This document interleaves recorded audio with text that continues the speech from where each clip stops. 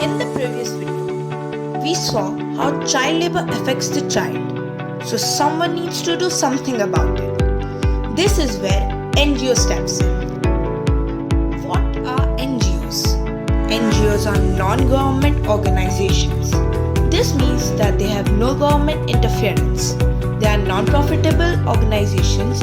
As they are non-profitable, they don't come under business. They work for a cause and the well-being of a specific demography. They take funds from different organizations, be it governmental or non-governmental organizations. Before moving forward, we will learn about the different types of NGOs that exist. Types of NGOs: BINGO, Big International NGO. Example, the Red Cross. ENGO, Environmental NGO. Example, Greenpeace and World Wildlife Fund, WWF. GONGO, Government Organized NGO. Example, the International Union for Conservation of Nature, INGO. International NGO. Example, Oxfam. QUANGO, Quasi NGO. Example, the International Organization for Standardization, ISO. Here we see the data of the actions taken against employers of child labor. India, number of inspections carried out is 7,08,344 and the number of prosecutions launched is 6,920 and the number of convictions made is 2,200. Now we will see top 5 NGOs in India. Child Rights and Youth. One of the leading and most well-known organizations, CRY, has worked since the 1970s towards the eradication of child labor. Based on the motto that each of us can be a small instrument of change, you can volunteer and work for them towards the cause. You can donate online, send a check, and be a part of making someone's life better somewhere. Childline India Foundation. Ms. Jeru Bilimoria was a professor at TISS when, on an experimental basis, the Childline was initiated by the Department of Family and Child Welfare there. But as the calls started pouring in from various parts of Mumbai, she realized she was onto something. Today, it's a nationwide helpline for children in distress. You can contribute via cash towards different aspects of child welfare and even volunteer to work for their cause. Save the Children India.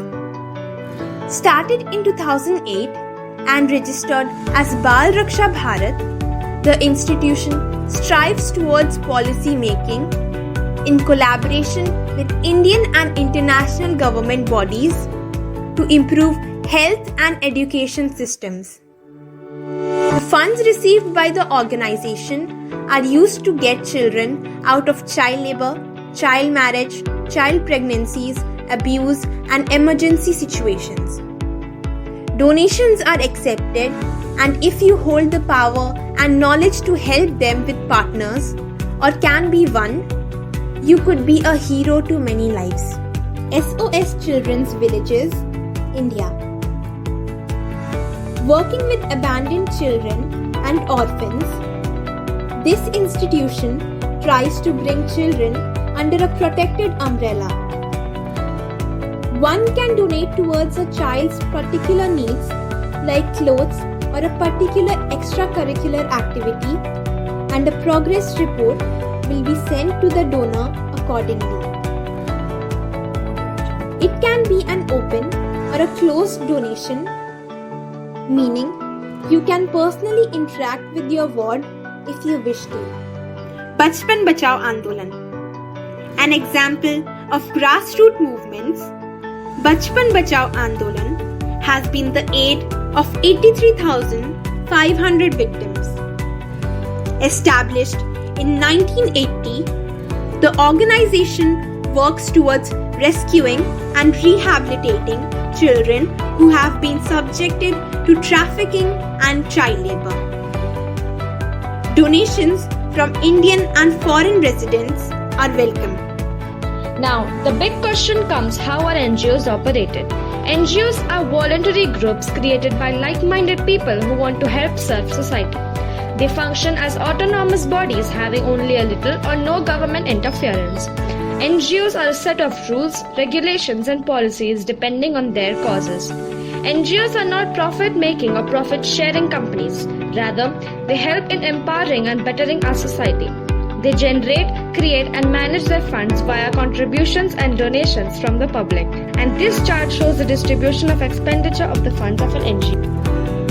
As a non-profit organization, NGOs rely on a variety of sources for funding projects, operations, salaries and other overhead costs. Because the annual budget of an NGO can be in hundreds of millions or even billions of dollars.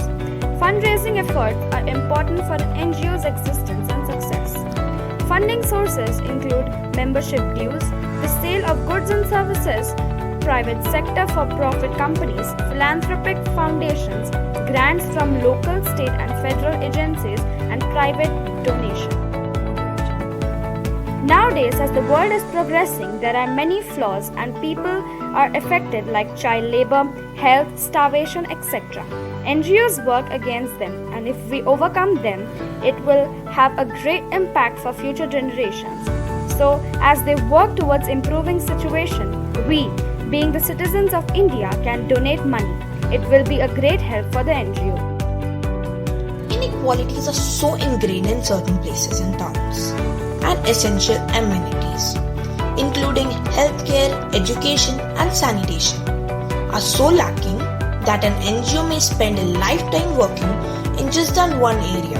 When NGOs grow in size and expand into new geographies and area, they are motivated by two factors.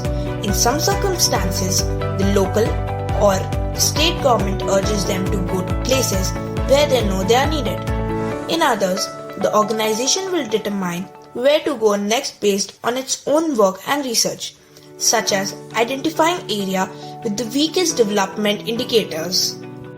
It's not how much we give, but how much love we put into giving. Together, let's take an oath. Child labor is a terrible crime that we won't support. Extra credits are given in the description. Please like, share and subscribe to our channel.